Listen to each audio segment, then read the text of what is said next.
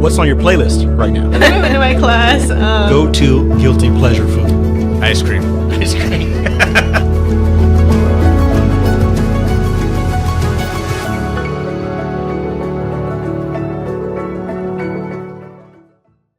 Hello, everyone, and welcome to Face with Chancellor May. In this episode, we'll shine a light on how mentoring fuels research breakthroughs at UC Davis. I'm joined today by Zucy, a fourth-year biological sciences major and a recipient of the prestigious Barry Goldwater Scholarship. Zucy's faculty mentor, Celina Juliano, is also here. Celina is an associate professor of molecular and cellular biology. She is the principal investigator of the Juliano Lab at UC Davis, which focuses on stem cells and regenerative biology. Some of the most interesting work centers on the Hydra, a freshwater animal with regenerative properties.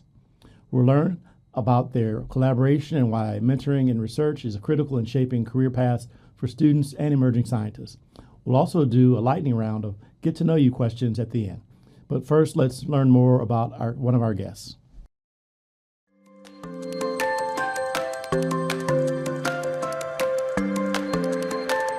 Hi, my name is Azucena, or Zucy Virgen. I'm a fourth-year biological sciences major at UC Davis, and I've been in the Juliano Lab since my second year, researching how the freshwater cnidarian, Hydra, is capable of regenerating their head after major injury. Research is an outlet for scientists to create solutions for pertinent biomedical questions, and UC Davis provided the opportunities for me to pursue a PhD. Well, thanks to both of you for being here. We're going to start with Zucy. Understand you grew up in Woodland, pretty close by. Yeah. Tell us about that, your growing up, your background, your journey to UC Davis, and what are your career goals after graduation? Yeah, so I've always been local to the area.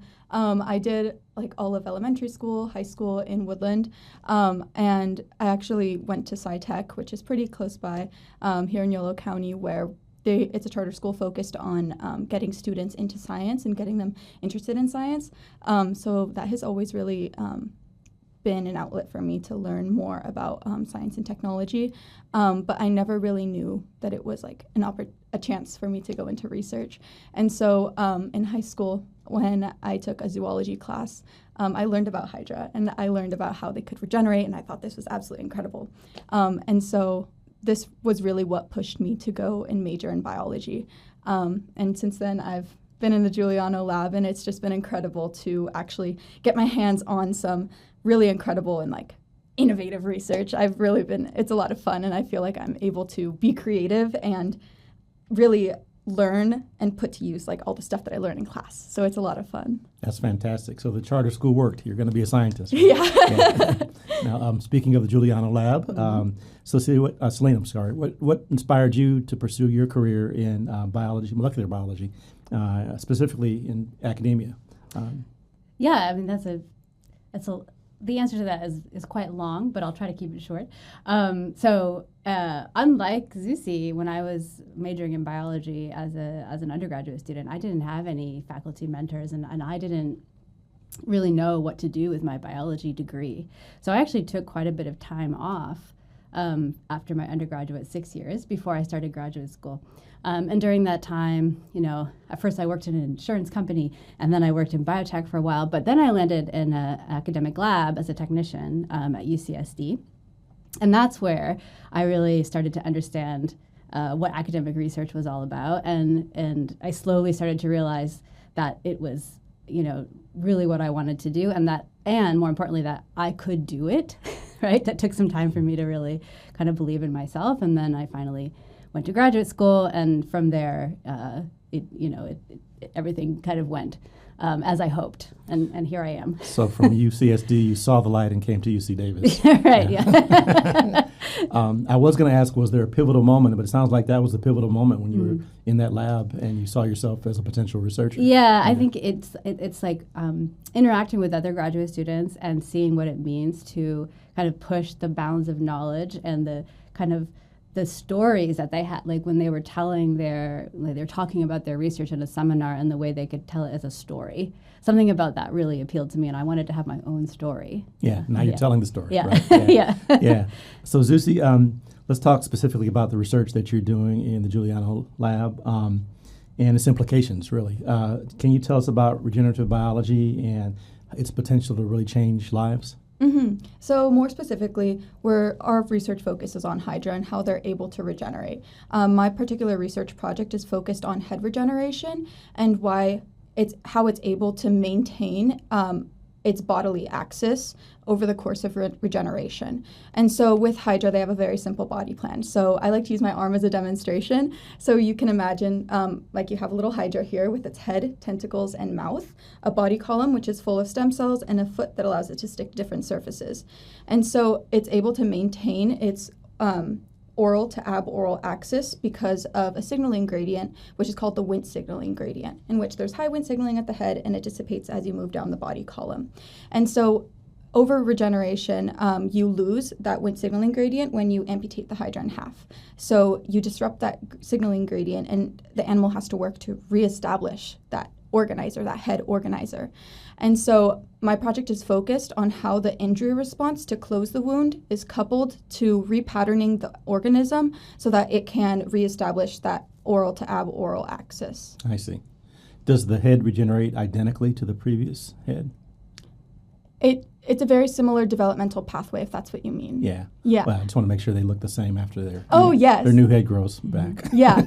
So it's a whole kind of like a dance. It has the injury response has to be coupled to that patterning process, that event, so that it can eventually orchestrate the development of normal anatomy, what we see in the Hydra, what we saw before, like the tentacles and its arrangement of its mouth and the ring of tentacles around it, along with all the cell types that are associated with those structures, like the neurons, the gland cells, the nematocytes.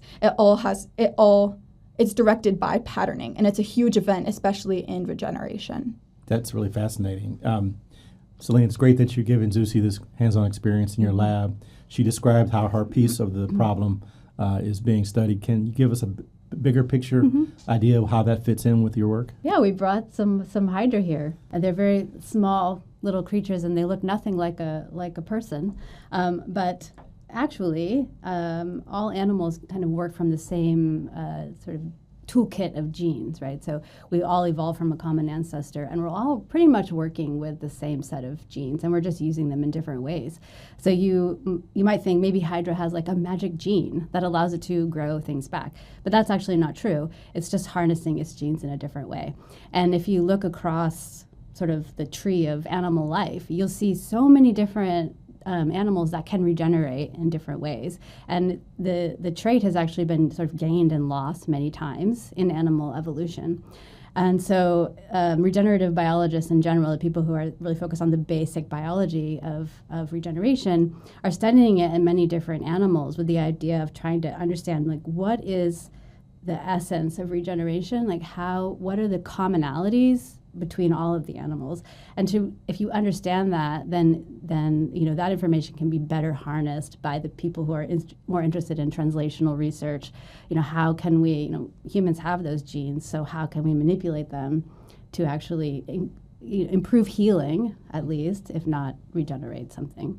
So there's similarity between the Hydra and a lizard that regenerates its tail. Yeah, there's a lot of similarities, actually. Yeah. Yes. Wow, yeah. Fascinating. I'm sure that you have some federal funding in your work. Can you talk about how important it is to have federal funding and maybe what you would have to do if you didn't have federal funding? Yeah. So the federal funding is really key, because basic biology is not immediately profitable, but it's really at the base of everything that is eventually profitable. Like, you have to discover new things before you can use those in regenerative medicine or any other type of medicine, right? And so, without that federal funding, I don't know. I think we would have to go to companies who might have particular directives, right? And we wouldn't be able to use our own creativity and maybe discover something new. And I think a really nice thing about my research program is that this is a very cheap animal to work with, actually. And so 85% of the funds that I get from the federal government are actually used to pay the stipends of the people in the lab. So it's personnel costs. And so that money is not only fueling basic research, which I think is essential, but it's also allowing me to train the next generation of scientists, right? Such as Zucy. So even if everything I do in the lab amounts to nothing important, which I don't think it will, I still am putting out new scientists. I'm training new scientists that are important for the workforce, for pharmaceutical companies and everything else, right? So, Yeah, I agree with it. If you were funded by industry, they would have different constraints and time frames and things like that than on basic research than more open-ended federal funding certainly has. So, so for both of you, where do you think this field is headed, regenerative medicine and or biology? What are the implications that might be exciting for humans? Yeah. So as Celina was mentioning, a lot of this research, basic science, is not immediately profitable, but we can eventually use those ideas to implement into human medicine. And so one example that comes to mind, I was recently interviewing for graduate school and talking to a bunch of faculty, and I was discussing with one of those faculty members the ability, like how we're able to use BMP signaling molecules, also known as bone morphogenetic proteins, to stimulate tooth production or tooth regeneration, and how that's now being used in modern dentistry.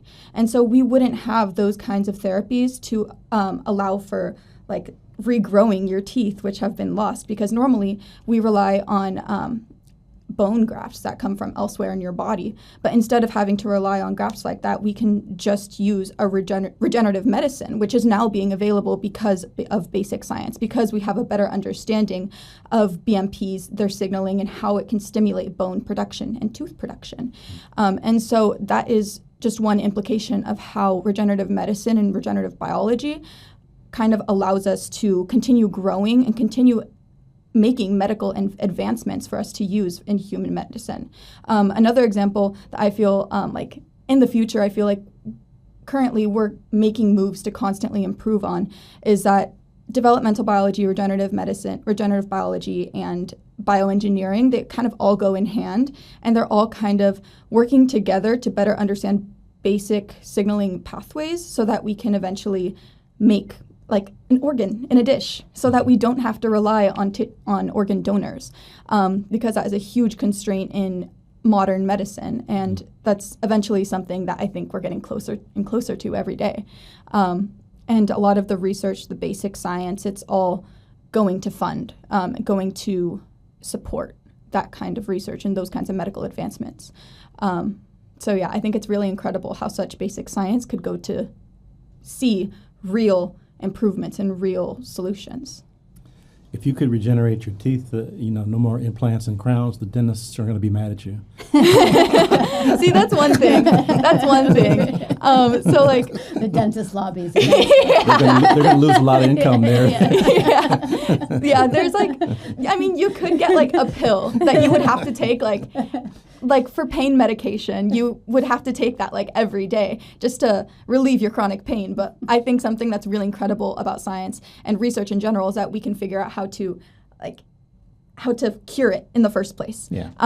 So we want to create cures, not Band-Aids, basically. Yeah, that's really exciting stuff. I don't know if either of you is a football fan, but many years ago, Ronnie Lott, who played for the 49ers, he had a finger injury, and they cut off the tip of his finger at halftime, and he kept playing. And it was really, such a brave, courageous thing to do.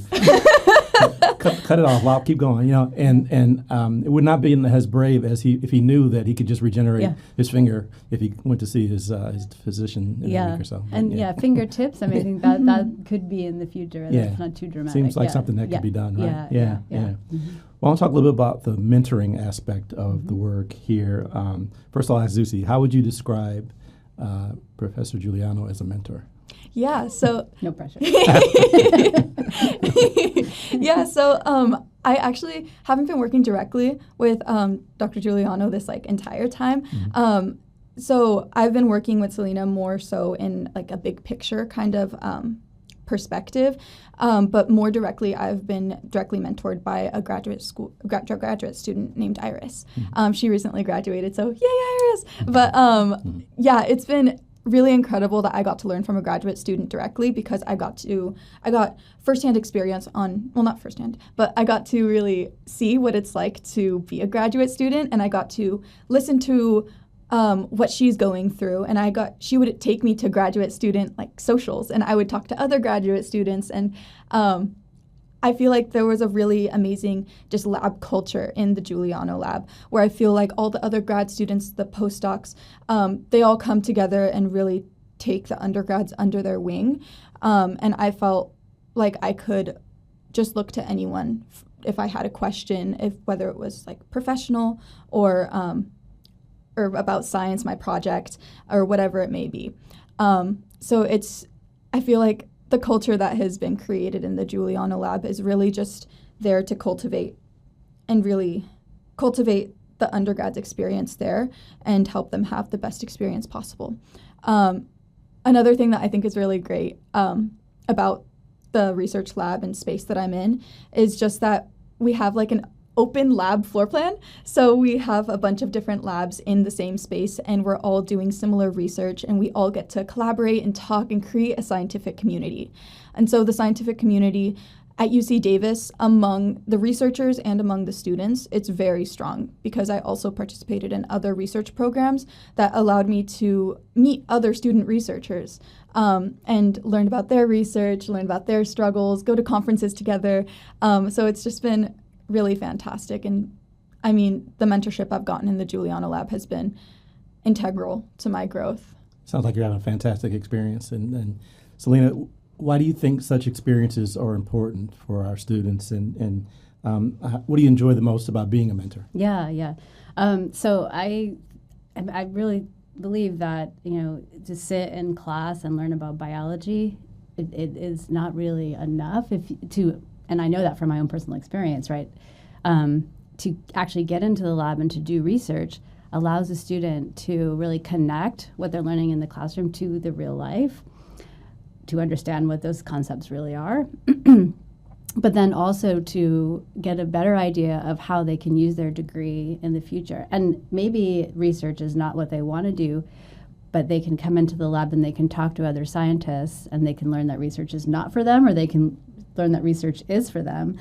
But either way, they will learn something about the career path, and they can also talk to everyone in the lab about other possible career paths. I mean, we've definitely had students come in and they're there for a quarter or two, and you know what, this is not really for them, but we can then direct them on to what they do want to do. But then we also have cases, of course, like Zucy, where it really is for them, and that's really a joy, because she's going to go off and do amazing things, and I can't wait to see what they are.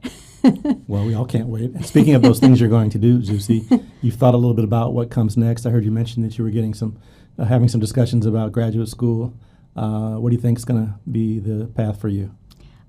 So I'm going to be surprising my friends and family with the grad school decision, but I'm happy to tell you about the interviews that I had. Oh, wow. We're breaking news here on Face to Face? Yeah, this is actually very awkward, because I know where she's going to graduate school, but nobody else does, because her parents are so proud of her that they want to have a grad school reveal party. How about that? Which is happening, I think, in two weeks. That's pretty cool. Yeah, all right. Right, yeah. But you're going to graduate school somewhere. Yes. Somewhere great. But I interviewed at Caltech, UC Berkeley, Stanford, Rockefeller, Yale, and University of Wisconsin-Madison. So last quarter was really busy. I was traveling all over the country, but I'm really glad that I had the opportunity to travel so much and meet so many faculty. I feel like I learned so much about developmental biology, about regenerative medicine, and really the state of the field and where it's going. So I feel like it really benefited me a lot to talk to all these different faculty and just learn how to talk science. So yeah, it was a lot of fun, but I'm really looking forward to the next steps. Well, it sounds like you have a lot of good choices, and no matter which one wins out, they're going to get a really good student. So good luck. Thank you. Celina, many of our students right now in the current environment are really concerned about entering the workforce. Mm-hmm. What would you say to those who are considering pursuing a research career in the short term and the long term? Yeah, I mean, I think if it's what you really want to do, you should do it. I don't think it's any easier out there in the private sector, to be honest. So I think, I think if right now everything is very unpredictable, and we just don't know what the future holds. And so, I think following what would make you happy is just the best idea, regardless. I mean, that's really all I can really say. I have a son who graduated from college recently, and is struggling out there on the job market. So I totally understand very deeply the fears that people have. Yeah. But I agree with you. Just follow your passion, and you'll be okay. Yeah. I think. Yeah, I think so. I'm going to change gears and be a little less serious. Okay. We have a fun game we play on Face to Face. It's called Hot Seat. Okay. You two are on the hot seats, and basically, I'm going to ask you some rapid fire questions, looking for like a one word or one sentence kind of answer. Okay. Ready to go? Mm-hmm. Yes. All right, here we go. Let's see. Fill in the blank. When I was young, I wanted to be a Hairdresser. hairdresser. I wanted to be a librarian during the day and a dancer at night. Whoa. That sounds like fun. Pretty eclectic choices there. Yeah, for a career, yeah. until about age 10, then I wanted to be a marine biologist. Okay. Yeah. That's closer to what you actually exactly. became. Yeah. Okay, if you could witness one scientific breakthrough firsthand in history, what would it be? That's a good one. Well, Dolly the sheep. Sheep, the first cloned Yes, sheep. that is incredible. Yeah. I would probably go back to 1744, the first time Abraham Tremblay cut the Hydra in half and saw it regenerate. I mean, I think I have to do that. That has Yeah. to be my choice. Okay. Or 1906 Ethel Brown. Yes. Yes. Yeah. That was my second choice. That would be pretty good. What's that one? Ethel Brown. So in that experiment, Ethel Brown, she was a scientist researching Hydra. And in that experiment, she grafted a piece of tissue from the tentacle onto the side of another Hydra. So you can imagine just like a tentacle poking out. And from that one tentacle that she grafted onto the second Hydra, it created a secondary axis in which another Hydra began to grow out of the body column of the first Hydra. Wow. Yeah, and so that was the first discovery of the head organizer that can promote the formation of a head structure. And so essentially there were like two axes in this one Hydra. Those are all really cool discoveries. So when you're not reading all of your scientific journals, what's your favorite genre to read?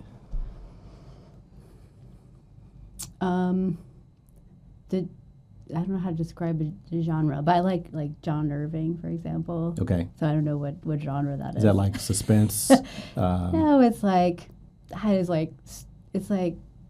stories about people. I don't know how to it's like there's no real genre there. It's like just people, living their lives. Okay, interesting. All right. Like Barbara Kingsolver. That's another one of my favorite. Yeah. So All right. just it's I don't know. I just really like good characters and people with interesting lives and stories, but fiction. Okay. Yeah. Okay. Yeah. How about you, Zucy? I haven't been reading very much because I feel like during my undergrad there's a lot of stuff going on, but I say generally I gravitate a lot towards fantasy. I really love like Madeline Miller's work with Circe and Song of Achilles. I think it's just really beautiful how you can incorporate fantasy into like real feelings and make it human. So I think that's a lot of fun. Okay, great. Best place to unwind on campus? Arboretum. Arboretum is a popular answer. Yeah, I don't know where else you would go. I really love the green courtyard. It's right next to my lab, so I keep a picnic blanket in my desk, and sometimes I just take it out there into the green courtyard, and I just lay in the sun for a while. Oh, wow. I just do work out in the grass. You're prepared for your picnics. Okay, you're at the Coho. What do you order? I'm a Earl Grey. Earl Grey? Yeah. Okay. I always get drip coffee. Drip coffee. And I love to bring my own cup because it's so much cheaper. Okay. That's good, sustainable practice. Exactly. Okay. I always ask about music. So tell me which musical genre or which artist is top of your playlist right now? I have been very nostalgic. Nostalgic for the music I grew up with. And it's a lot of Latin rock, Latin pop. And so I've been listening to a lot of Maná, Enanitos Verdes, and Julieta Venegas, a lot of Latin rock and pop. Latin pop, okay. I'm right now I'm commuting to work with my son, and so he's in control of the radio. But luckily, he has good taste in music, and he's kind of an old soul. So we're in the mostly rock, but ranging anywhere from the '60s to the 2000s. Anything past 2010. Okay. Yeah. we're not I could ride with you and your son. Yeah. It's kind of my time period as well. Yeah. Okay. Last one. Favorite day trip when you have time to get away? There's so many options in Northern California. Probably Napa, That's a good one. but could go anywhere. Yeah. I would say Bodega Bay. Bodega Bay. I grew up going there a lot, and the clam chowder, the smoked salmon, they got me. All right. Well, now I'm going to give you a chance. It's your turn. You can ask me whatever you want to ask. Yeah, so I was curious about what your most memorable mentoring experience has been, either like where you're being mentored or where you're mentoring. So I'd have to say, and this is not to sound like I'm tooting my horn, but I got a big award for mentoring, and I got it from President Obama in 2000. What was that?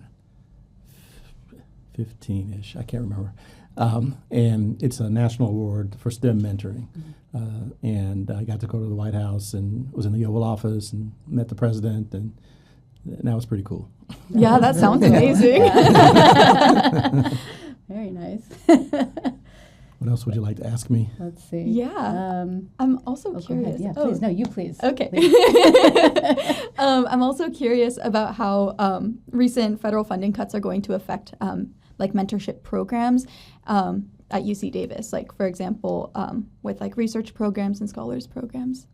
So that's a really good question. So we are totally committed to maintaining undergraduate research opportunities for our students, and we hope that these external events will not have any real significant impact on that. So it's something we think is a distinguishing feature for UC Davis, and we are committed to maintaining it. I think it's important to know that the Zucy was in 2 different programs, BUSP and MARC. I was in BUSP, MARC, ADAR, 3. SERP. 4. Wow, okay. and then the Caltech one. Yeah, a lot lot of programs. Were there any left? That were supported by federal funding, and some of those were disrupted. Yeah. Well, we hope to keep that as a feature at UC Davis. So that's a good question. Yeah. Anything else? I can ask something lighter. Do you like to cook? I think I'm a decent cook. I don't cook much anymore because I go to so many events that everything's already there. I had to live alone for about 5 years before I got married, so I kind of had to learn to cook to sustain myself. Got it. And I only make 3 or 4 basic things. Yeah. But I do What's your top? Well, my most unique dish that I made. So once I was making spaghetti and I ran out of ragu, so I tried barbecue sauce. Oh. And it turned out to taste pretty good. All right. So I had a mixture of leftover ragu and the barbecue sauce and a few other things, some seasoning, and I call it my barbecue spaghetti. And it turns out that my wife and my kids actually like it. That sounds interesting. Yeah, cooking is a lot like just like being in the lab. Yeah. That's why I love baking so much. It's so precise. Yeah. In my family, we typically we sometimes mix a marinara sauce with salsa, so it's really spicy. I'm a lightweight. I couldn't do really spicy. Well, thank you so much for being here, both of you. This was a great conversation. I really enjoyed it. Thank you. I'm sure the audience enjoyed it as well. And once again, I appreciate the work that you do and your mentoring and your camaraderie and the research that you do. And thank you all for watching, and we'll see you next time on Face to Face.